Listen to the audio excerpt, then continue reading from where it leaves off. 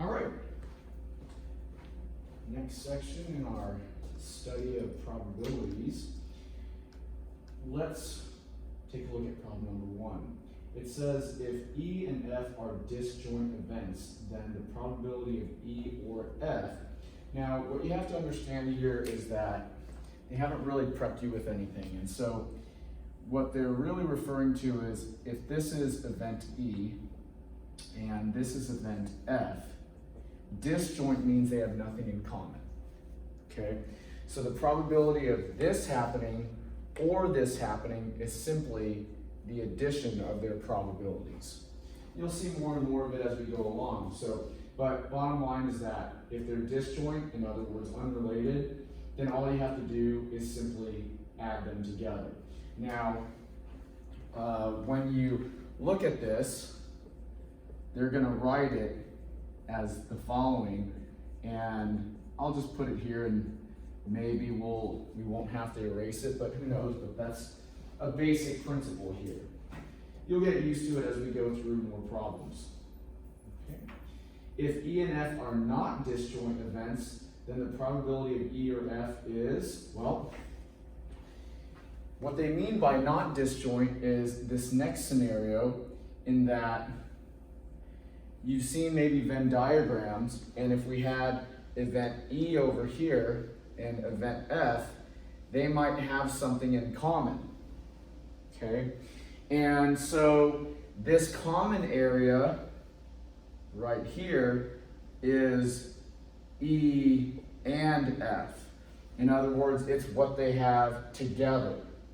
And so what you would want to do here is, in order to figure out the probability, you can't just add them together, because if you add them together, you're going to double count what they have in common.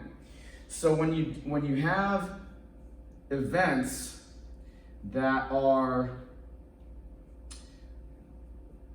not disjoint, then what you have to do is, yes, take their individual probabilities, add them, but then subtract from it. I ran out of space, made that too big. Subtract from it what they have right here, so that you only count that once. Okay, so that would be, of course, this one right here. So you would want to subtract one of them, because if you can picture it, what they have in common is this, and then if you count it twice, that means you would do that. So take out one of them is what this is. Okay, so you only count what they overlap once, a single time. All right, we'll work on that some more. A probability experiment is conducted in which the sample space of the experiment is the following. We learned about this in the last section in terms of labeling sample spaces. Sample spaces, of course, as a reminder, are all the possible ways that things can occur in that particular experiment. Let event E be when these happen, and event F be when these happen. List the outcomes in E and F. Are E and F mutually exclusive? Now remember that E and F, right here, E and F represents what they have in common. So as we discussed earlier, E and F, that's the common area, right? So the word and is very important here, and I'll kind of draw it off to the side here. This is another way of saying what they have in common. So if I'm looking at event E and event F, I'm really looking for what they have in common. So for mine, 9 and 10 are what E and F have in common. Okay? Now, are E and F mutually exclusive? Remember that mutually exclusive is this. Mutually exclusive is when there is nothing in common. Mutually exclusive, the stuff in E has no connection with the stuff in F. There's no connection. However, we've just established, at least in my problem, that there is a connection, isn't there? So, no, they are not mutually exclusive because E and F have outcomes that are in common. Make sense? Questions about that? Okay, fantastic. Oh, great. Right. Okay, good. Oh, that was a similar question. I already did that. Oh no. Stuck. Let's try to move on. Doesn't like that. Let me see if I can reload this. No big deal.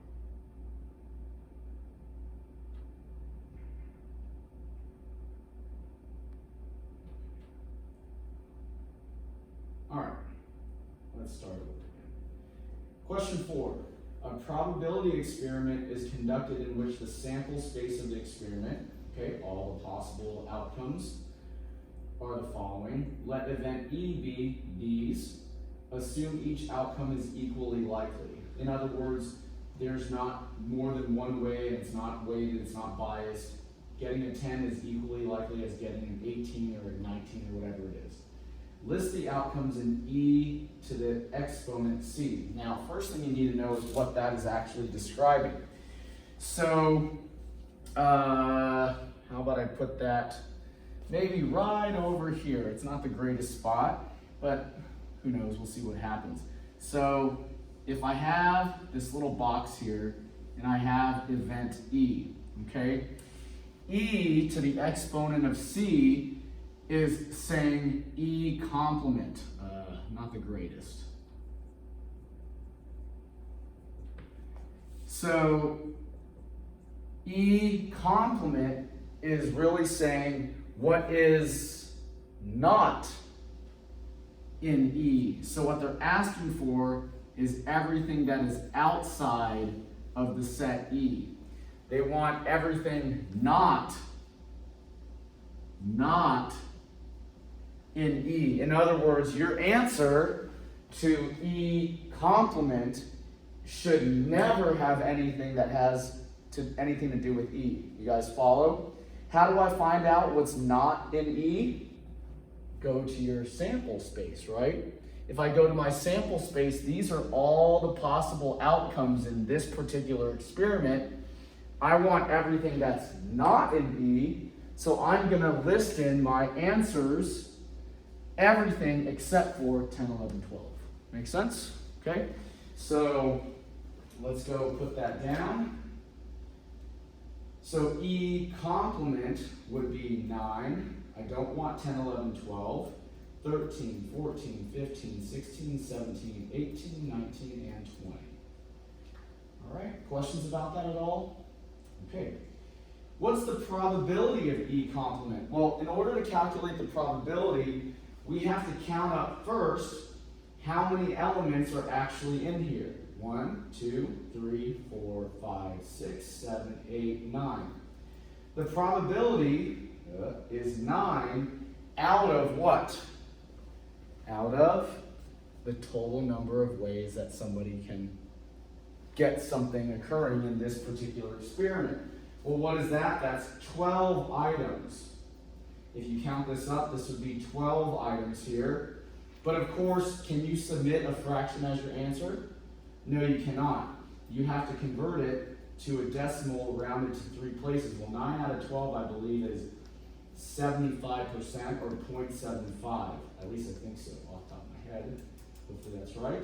And it is. Now, if you had one where it goes to 3 decimal places, then you're going to need to make sure that you go to 3 decimal places. Everybody good?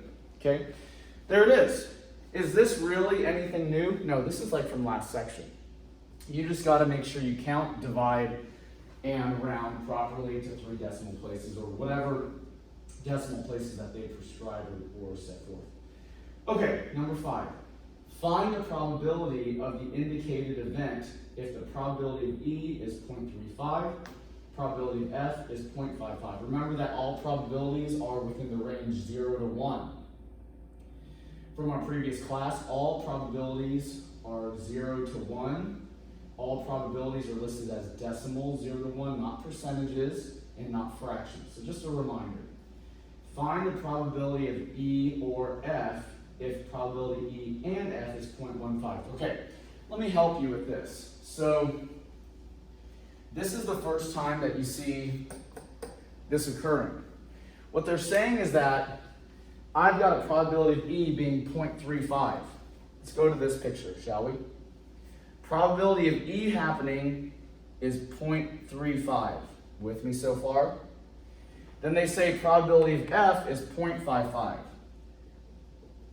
Follow me? Now, of course, why did I choose this picture over this one? Because they said that there's an overlap. And the overlap, or what they have in common, the probability of what they have in common is 0.15. So this common area right here is 0.15. You with me? So, what did our formula say? We don't want to double count that, and we don't want to leave it out. It says the probability of E or F is add E to F and do what? Subtract what they have in common. Okay? So if you do that, what's that? 0.35 plus 0.55 is 0.9. 0.9 minus 0.15 should be what? 0.75, I believe. And there you go. Make sense? And these pictures start to become very valuable. Now, do you need a picture to do this? You shouldn't eventually. So when you get good, as hopefully we get later in the section, you won't need a picture. However, the picture helps to kind of just get started with these skills. All right, let's take a look at this next one. Find the probability of E or F. That means getting this or this. If E and F are mutually exclusive, does that mean we're going to be using this picture again? No, because mutually exclusive means what? That they are unrelated. Now, when they are unrelated, that means that probability of E, 0.34, probability of F, 0.45, these events have no impact on each other. They have no commonalities. They don't have anything that overlaps, meaning that all we have to do is add the probabilities together. Because they're unrelated, we do not have to take into account their common area or the things they have in common as we did in the previous problem.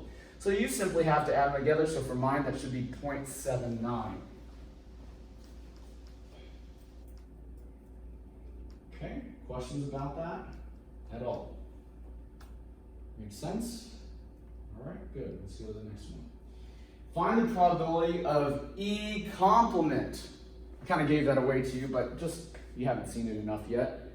Remember that E to the power of C is saying E complement. What is E complement by definition? Everything that is not E. Well, let's take a look here. We know that E is 0.38. What is one thing that we also know? All probabilities must add up to 1. So if all probabilities, everything together has to equal 1, then if I know what E is, and I don't want E, what would I do? Subtract from 1. So the answer to this would be 1 minus 0.38. You guys follow? This is what is in E. 1 minus would be everything that's outside of it. And so I think my answer should be 0.62. Okay? So, 0.62. Yes, it is. Questions about that? All right, fantastic. Let's keep going. Number 8 says, if I know that probability of E is 0.4, probability of E or F is 0.55, and probability of E and F is 0.1, find probability of F. This is very confusing. But let me first ask you, are we dealing with a complement scenario? No, we are not. So I don't see any complement there. Are we dealing with a mutually exclusive scenario? No. How do we know we're not dealing with a mutually exclusive scenario? Because they mention what? Commonality. This right here immediately tells us that we're dealing with this third scenario. Now, you still may have no idea how to solve this, but at least you know that This problem relates somehow to this, doesn't it? Now let me help you. Let's look at this formula right here. So the formula says that if I have a non-mutually exclusive scenario, a scenario where there's commonality, a scenario where there's overlap, then what I would do is I would figure out the probability of one event, add it to the probability of the other event, and then subtract from it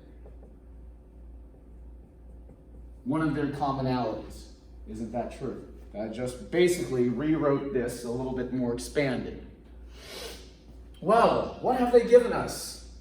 The probability of E, one of the events. Everybody with me so far? What else have they given us? They've given us this piece, haven't they? 0.55. I just dropped the equal sign down. What else have they given us? The commonality part, 0.10. Bring down the minus sign. What are they asking for? This right here. So they have given us 3 out of, this is not very clear, 3 out of the 4 pieces, and sure enough, using some basic algebra, we can clearly find the missing event, F. In other words, it's just a little bit of a algebra problem to find this one. Normally, what do they give us? 1, 2, 3 tell us to find this one. But just a little bit out of order to show that or help you see that you can figure out things without just doing the normal scenario. So with that said, let's go do the quick algebra problem. 0.4 minus 0.1 is going to be 0.30 plus the probability of F. And you see what I did there? Combined like terms, basic stuff. Then I'm going to use algebra and subtract 0.3 from both sides. And 0.55 minus 0.3 is a 0.25. And that should be my answer for the probability of F, which would be this piece right here. They gave me this, this, and the total probability, and we used algebra to back solve to find the individual event probability F. Okay? Everybody got that? I'm not going to type it in. It should be right. Anybody need me to do theirs? Okay, great. Let's keep on rolling. Okay.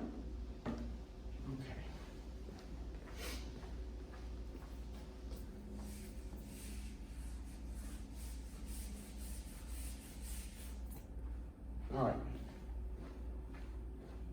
A golf ball is selected at random from a golf bag. If the golf bag contains 6 red balls, 6 brown, and 4 green, find the probability of the following event. The golf ball is red or brown. All right, so let's talk about this. It's not really very difficult. Let's take a look. So this right here is our sample space, right? It's all of the things that we have. First thing you need to do is find out how many items are in your sample space. 6, 12, 16. There are 16 items in my sample space. Follow me? Now, we know, because there's 16, that most likely we're going to need to get our answer, divide by 16. Because when you're doing probabilities, you divide by the total number. Now, what they asked, a golf ball is red or brown. Red or brown. Now, are they asking for a complement? Nope. Are they asking for mutually exclusive?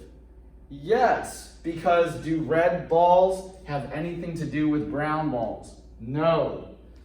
Red is a completely separate color. There's no red and brown. It's a completely separate color. So in other words, I have 6 reds and 6 browns, and so I have a total of 12 red or brown, because red is independent of brown. Follow me? Unrelated. There's no red-brown common. So I just need to add their individual probabilities, And there it is, whatever this ends up dividing it. Somebody want to give me 12 divided by 16 since I don't have a calculator? 0.75. Oh, should have known that one. Thank you. Make sense? All right, let's go to the next one. Same concept, different problem. So this time, I've got 5 type A, 4 type B, and 8 type C. Well, first I need to add them together to find out the total number in my sample space. 5, 4, 9, 9, 8, 17 total elements in my sample space. Now let's see what they're asking for. The probability that the golf ball is not a type A. Well, what does the word not really correspond to? Complement, doesn't it? Now, there's a couple ways to do this one. One is to go, well, I know that type A balls, there are 5 of them. So how many are not A? It would have to be how many? 12 out of the 17. So you don't have to do 1 minus, just go look for or count up how many are not the type A. Because that's what you want, isn't it? Your probability should include the not type A, which is 4, and 8, which is 12. Somebody want to do that one for me? 0.706. 0.706, thank you. So 0.706 is your probability to not get a type A. In other words, the complement of A. Got it? Okay, here you go. Let's go to the next one. Okay, now let's take a look here at this next one, and I think I'm going to have to finally erase my tables, but I think you guys are starting to get the idea, and if I have to bring it back, I will. Now, ooh, I'm smearing stuff everywhere here. Okay. Let's see if I can clean this up a little bit. Not much. All right. Let's take a look at this one. So it says the following table shows the distribution of murders by type of weapon for murder cases in a particular country over the past 12 years. Complete parts A through E. All right, so what let's do here is I'm going to just go ahead and open this in Excel. And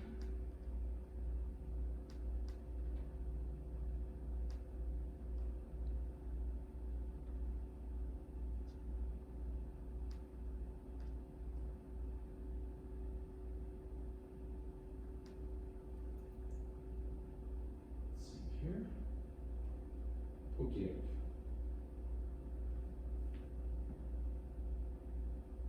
All right, ready? Now, I've got this data set replicated in Excel, and what we need to do is answer these questions.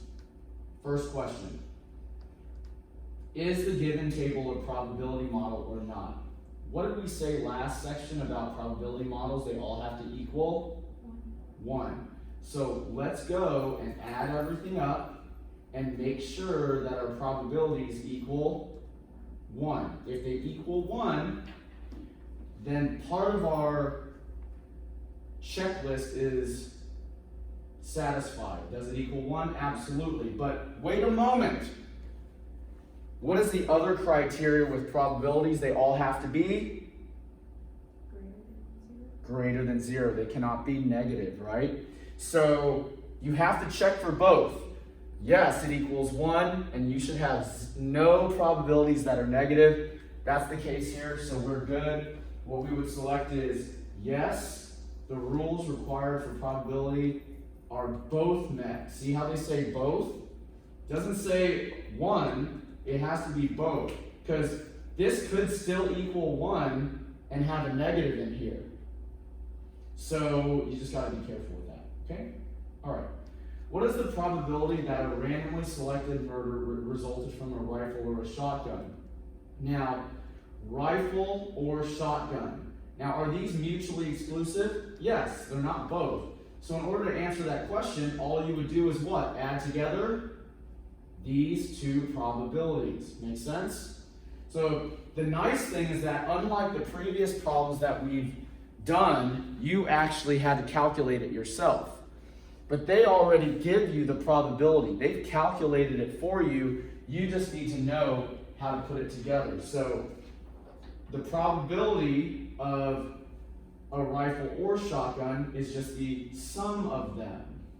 And remember to round appropriately, and that's it. Questions about that? Okay. Now interpret this probability. If 1,000 murders were randomly selected, we would expect exactly. Which one of these two can we immediately eliminate? Exactly. You guys did your homework? Because exactly is not used. That type of black and white terminology, that type of super precise terminology does not apply when we're dealing with probabilities. Probabilities are approximations. So you always need to use approximate terminology. About is the correct word. So in all of your answers, it should not be exactly, precisely, that kind of language. And then all you have to do is take 1,000 and multiply it by your probability. And so mine would be 58. How did I get 58? The number that they give you times the probability for that particular event. Make sense? Okay, questions about that? All right, next. What is the probability that a randomly selected murder resulted from a handgun, rifle, or shotgun? Well, all you have to do is what? Add up handgun, rifle, shotgun. Those are the three. Okay? And so there's the sum, 0.532 for me. And I'm done with that one. You guys okay? You guys moving along? Okay. Now, again, they're going to ask you, if we had 1,000 murders, we would expect about or exactly. Again, choose the more approximate language using the word about. Take the number that they give you, like it could be 1,200, 1,350, whatever it is. Mine happens to be 1,000. Multiply that by your probability that you have. The fact that it's 1,000 makes it a lot easier. And there it is. Questions? I feel like you guys are already moving on without me, which is fine. What's the probability of a weapon other than a gun? Okay, so if hopefully you're already on it, but a probability of a weapon other than a gun. Do we include unknown firearm? No, because a firearm is a gun. It's just a different type. So your sum would be knives, hands, fists, etc., and other. All of these other ones here, and when I say other, I mean these are all firearms. Okay, these are all guns, and they're asking for weapon other than a gun. So you don't want these, you want these. Make sense? Okay. So you would add those together. So that's my probability, 0.327. Okay, and now same thing. Exactly? No. About, and multiply your number, mine happens to be 1,000, by your probability, and that will give you your number. Next. Are murders with a shotgun unusual? Now recall that for a probability to be unusual, it needs to be what? Less than 0.05. Is 0.03 less than 0.05? Yes, it is. And so because that probability is less than what is considered unusual, we would say that that is indeed unusual. Any questions about that? Make sense? Okay, there's that one. That was great. Okay, let's take a look at this next problem. A standard deck of cards contains 52 cards. One card is selected from the deck. Compute the probability of randomly selecting a heart or a spade. Alright, so now here's the deal. If you don't know cards, I don't blame you. Now, you need to understand that 52 cards are in a deck, and there are 4 different, what are they called? Faces, types, okay? And so that means there are 13 different types of cards. Hearts, spades, diamonds, clubs. And so these 13 different types, and I'm going to delete this out because I don't want you to get confused because I'm dealing with our card problem, which is using the Excel spreadsheet. There are 13 hearts, clubs, diamonds, and spades. There are 13 of each of these. Total is 52. Follow? Compute the probability of selecting a heart or a spade. Well, heart or spade means that there are 26 hearts or spades. 13 hearts, 13 spades out of 52, and so that would be a probability of 0.5. You guys with me? You guys okay? All right, good. Let me know. Now, what's the probability of a heart or a spade or a club? Well, there are 13 hearts, 13 spades, 13 clubs. In other words, there are 39 of those types of cards out of 52, which should be 0.75. There it is. You guys with me so far? Am I going too fast? Is okay? All right. 8 or a diamond. Now this one is tricky, and I'm going to come over here to show you. You ready? Now, let's talk about this. How many diamonds are there? 13 out of 52. So this is diamonds.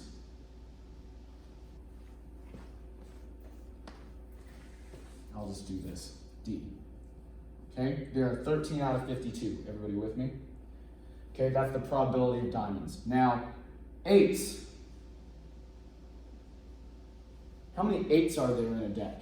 Well, if you didn't know that, there's an 8 of hearts, an 8 of clubs, an 8 of diamonds, and an 8 of spades. In other words, there are 4 8s in a deck. So the probability of getting an 8 would be 4 out of 52. Now, is there an overlap? Diamonds and 8s. Is there an overlap between those two? Yes, there is. Because there is an 8 of diamonds, isn't there? There's an 8 of diamonds.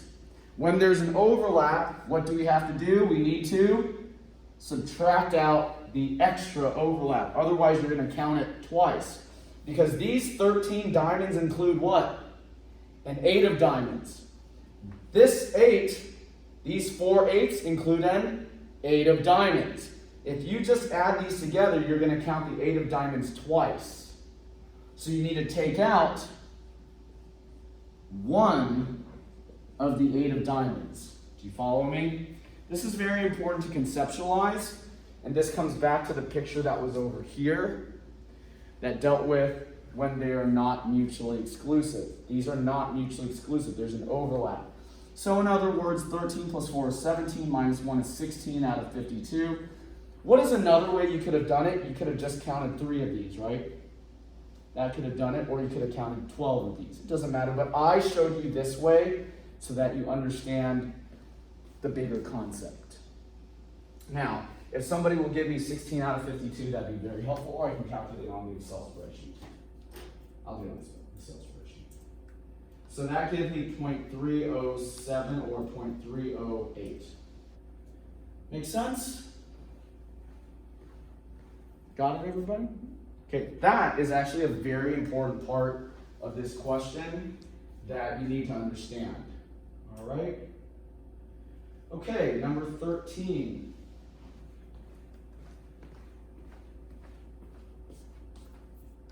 This is actually a tricky question too, just simply because of calendars. So let's look at this.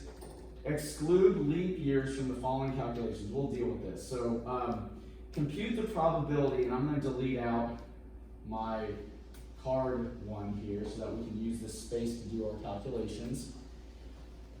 And here we go. For the first two parts, A and B, you need to assume that there are 360 days per year, okay? Now, for parts C and D, you'll assume that there are 365 days per year. And I'm just gonna give you that disclaimer, okay? So A and B, we're gonna assume that there are 360 days in a year, and C and D assume that there are 365. Okay, compute the probability that a randomly selected person does not have a birthday on December 12th. Well, December 12th is how many days out of the year? Just one, right? So, do we want December 12th? No, we don't want December 12th. So the probability is going to be that 359 out of 360. You guys follow me? December 12th is a very specific day. It's one day out of the year. We don't want that day. In other words, we're doing the complement of that. And so the complement of one day out of the year is the other 359 days out of the year, or a probability of 0.997. Okay? Questions about that? All right. Next one. The probability that a randomly selected person does not have a birthday on the 4th day of the month. How many 4th days of the month are there in a year? 12, right? Because there are 12 months in a year, there are there's a single 4th day on every month. So it's just 12. There's only one day out of the month, that's the 4th. So therefore, if you think about it, if we're doing 360 days a year, that means that there are 348 days that are not the 4th day out of the year, out of the month. Make sense, everybody? Why? Because 12 of the days out of the year are the 4th day of the month. So there are 348 days out of our 360 that are not the 4th day out of the month. Okay? So 0.967. Everybody with me so far? We okay? All right. Let's take a look at the next one. Now, remember what I said. On parts C and D, assume that there are 365 days a year. If you don't do that, you're going to get it wrong. So assume on C and D that it's 365. Okay? All right, let's take a look at part C. The probability that a randomly selected person does not have a birthday on the 31st day of a month. Now, here's the deal. In order to answer this question properly, you have to know which months have what? 31 days.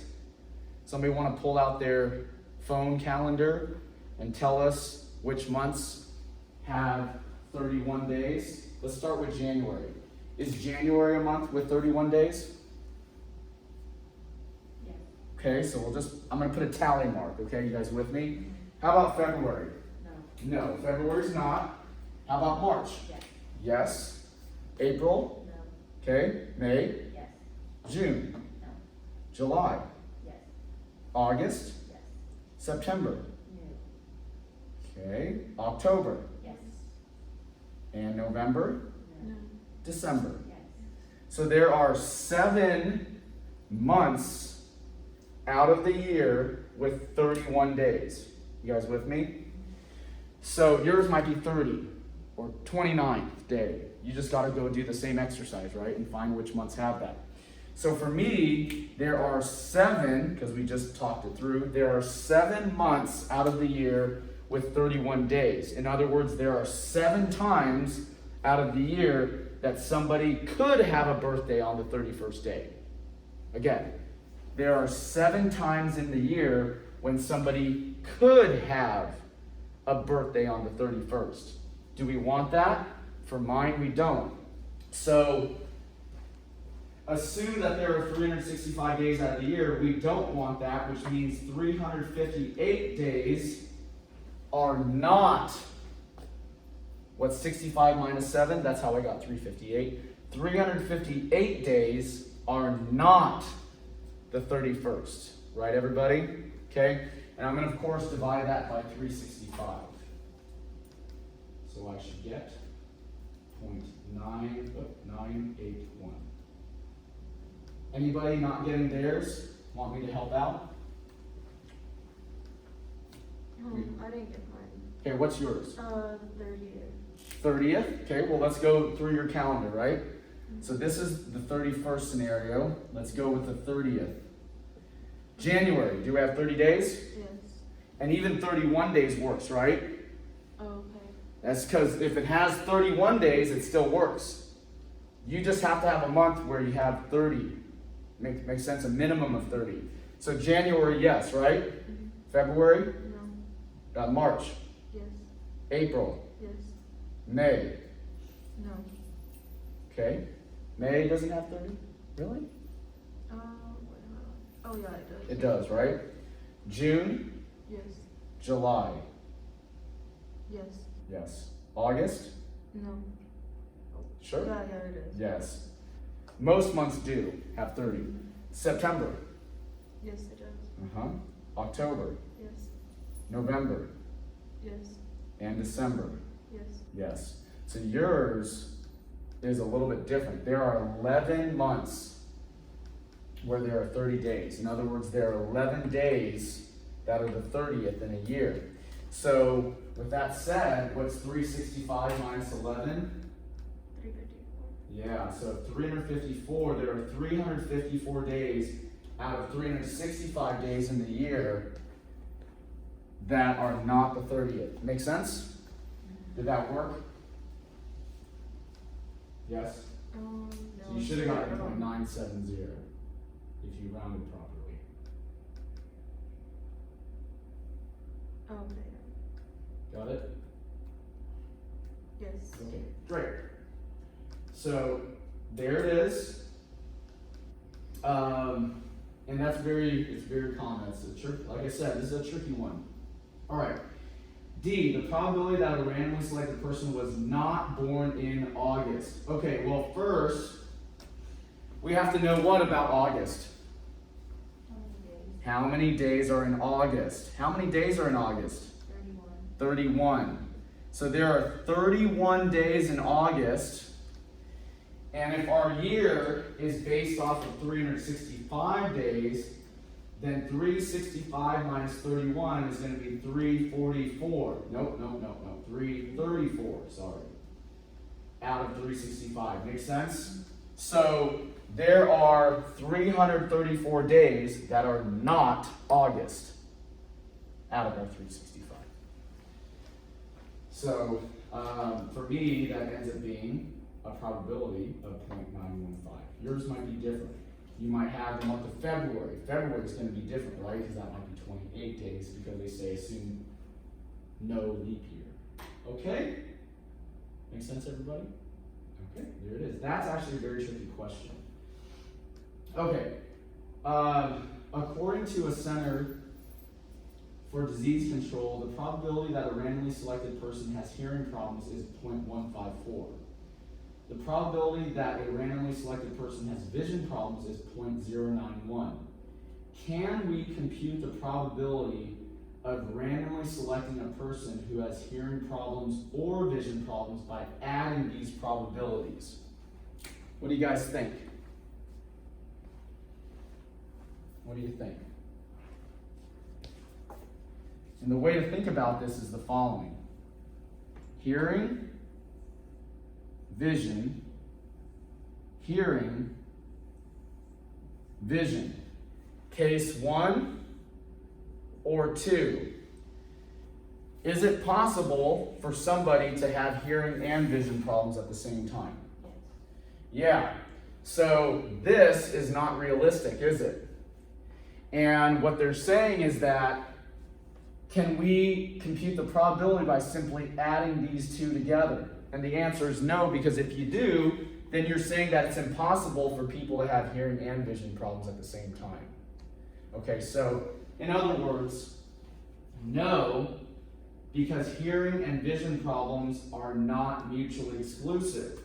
Some people have both hearing and vision problems. These people would be included twice in the probability. Make sense, everybody? All right. You have to exclude the double count. All right. Good. Okay. Let's take a look at number 15.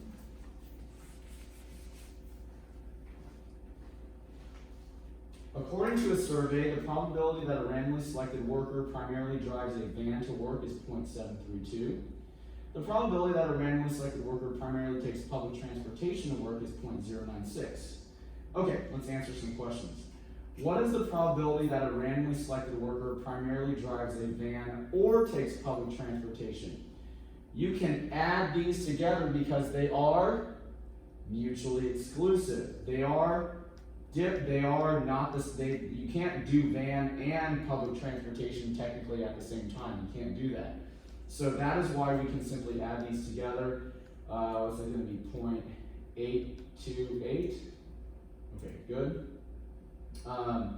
Ready for the next part? B. What is the probability that a randomly selected worker primarily neither drives a van nor takes public transportation? In other words, what are they asking for? They're asking for the complement of this. How do we figure that out? Subtract. You got it. Subtract it from 1. So for mine, that's probably 0.172, I think. Yes. Okay. All right, next one. What is the probability that a randomly selected worker primarily does not drive a van to work? Does not drive a van to work. What does that mean? We're asking for the complement of the van, right? So if we know that the probability of driving a van to work is 0.732, then not driving a van is what? Just 1 minus that one. So for mine, what's that going to be? 0.268? Something like that? Let's see if that's right. Good. All right, let's answer the last one. Can the probability that a randomly selected worker primarily walks to work equal 0.3? Why or why not? You guys got an answer for that? What do you think?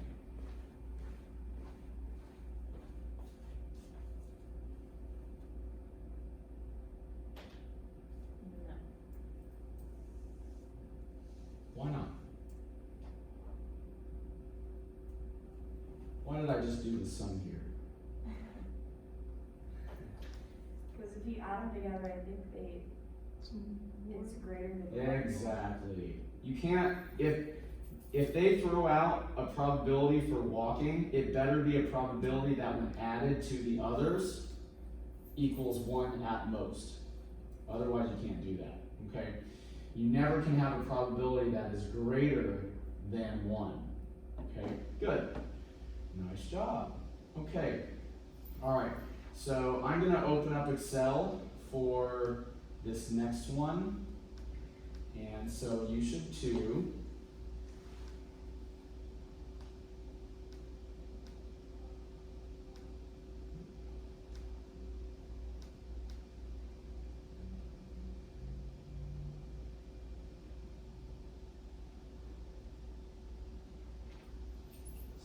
A little bit more space so that you guys can see it. All right. We ready? Now, before you move forward with any answers here, you need to do all of the sums. I want you to watch here. Sum of this. What does this value right here represent? This 1067. What would that represent?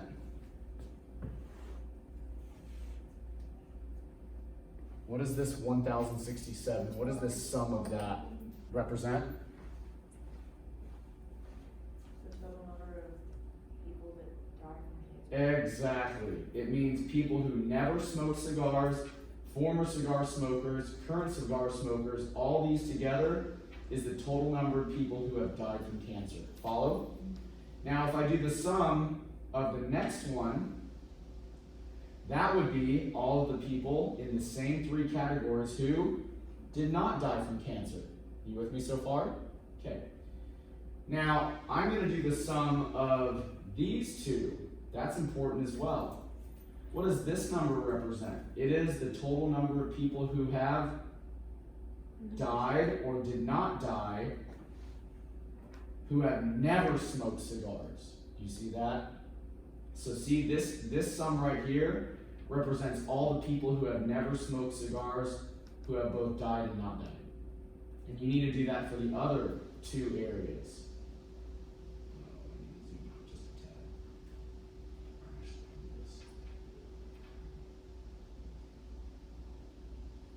Okay. Okay, so you want to do that. So this right here represents, no. Hold on.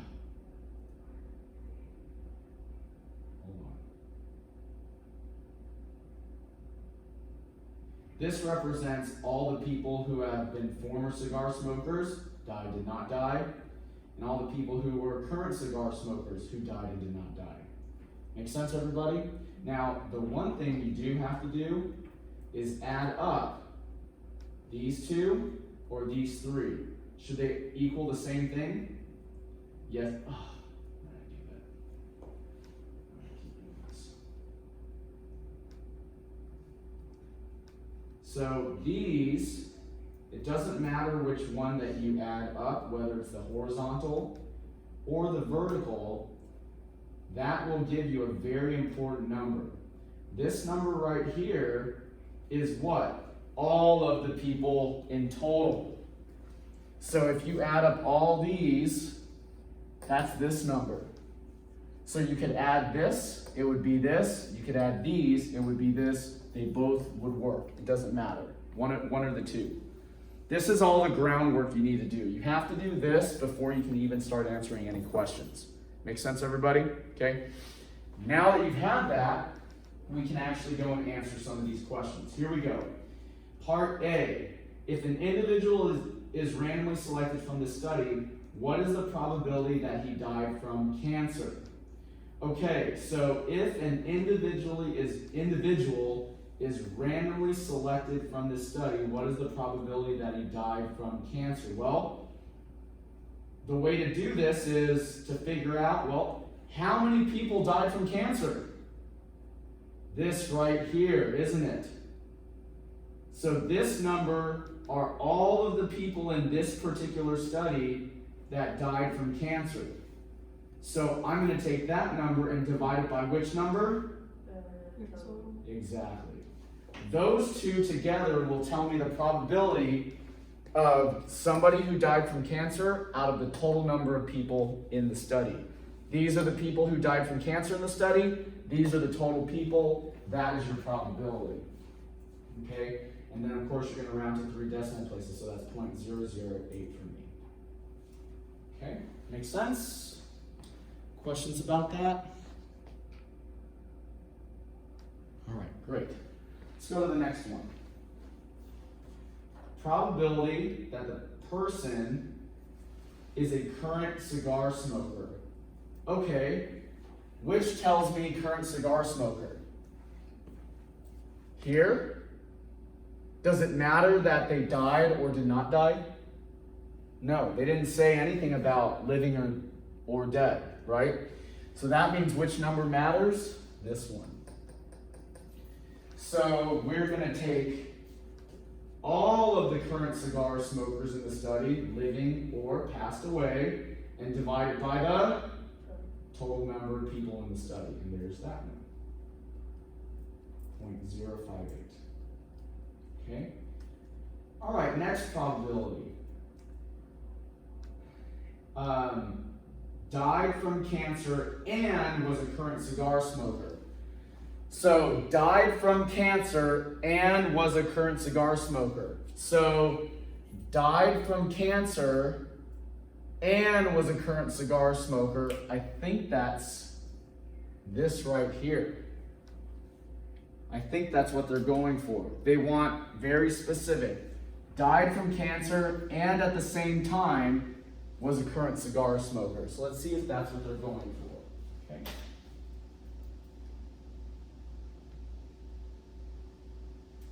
I think that's what they want. If not, we'll have to look at it again.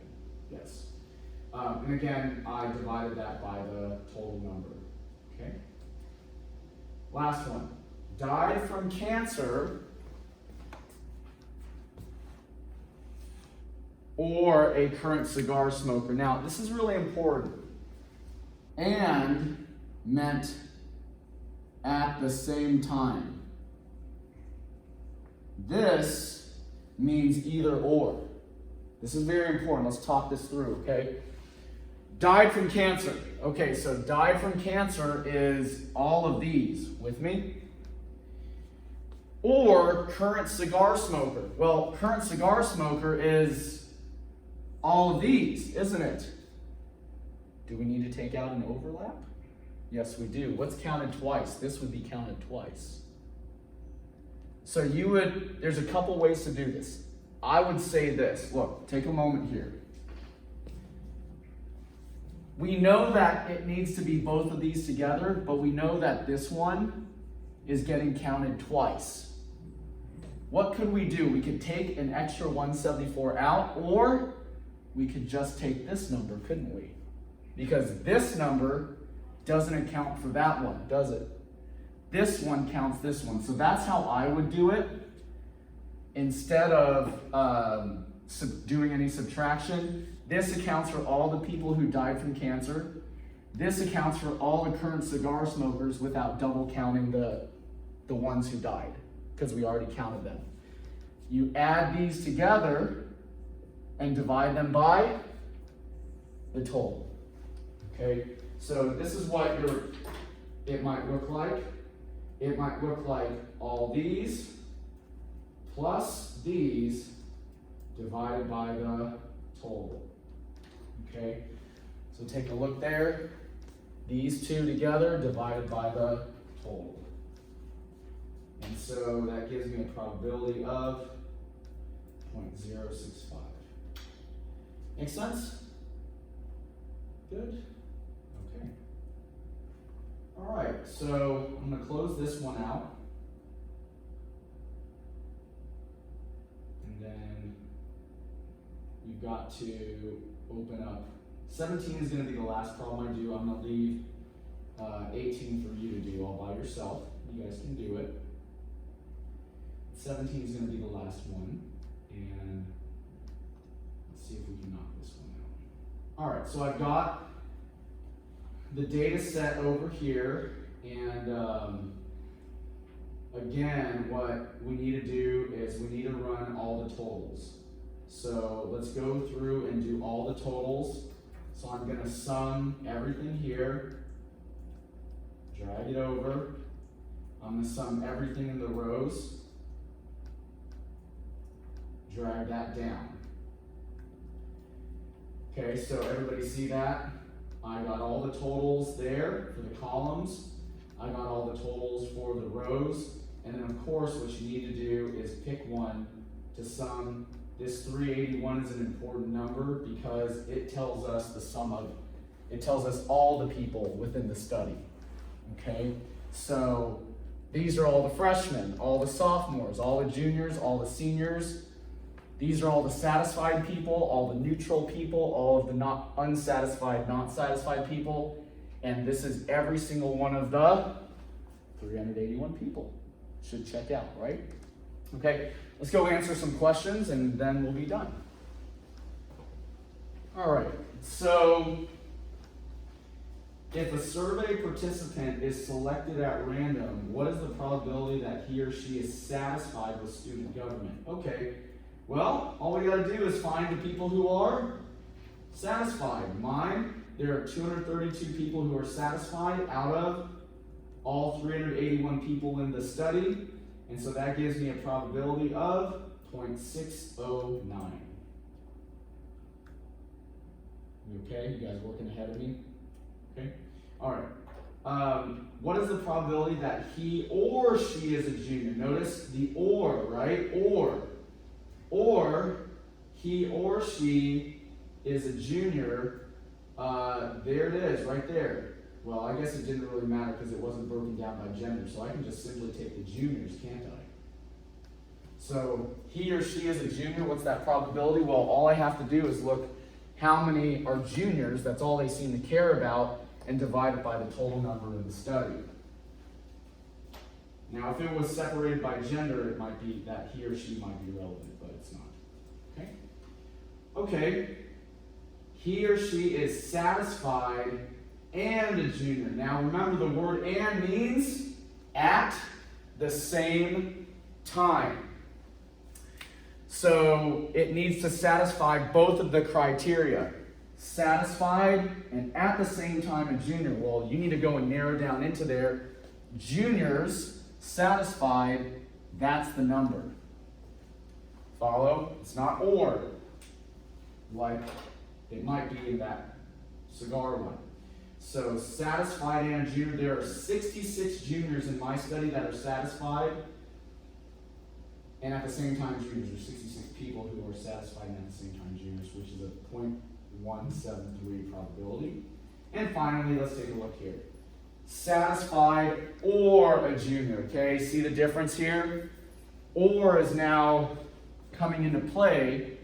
Satisfied, there are 232 people. Juniors, there are 93 people. But wait, something is getting double counted. What is getting double counted? Juniors who are satisfied. Make sense? So here's how I would do it. Here's what I would do. I would take the 232 and then just take these two and add it to that. Then I don't even have to deal with subtracting anything. Make sense? Because these three account for the juniors who are satisfied and the people, the others who are satisfied, or other juniors, without double counting anybody. Make sense? So it's kind of like the cigar problem, except you have one extra category to count. So I would add all of these and then divide that by the 381. Okay, so you'll see how I do this right now. I have 232 plus 10 plus 17. What is that? Well, 232 plus 10 plus 17, that's all the people who are satisfied. Takes care of that. Then counts in the extra juniors without double counting the ones who are satisfied. There they are, and I'm going to divide that by 380. And there it is. 0.680 if I round properly. Okay? And that's it.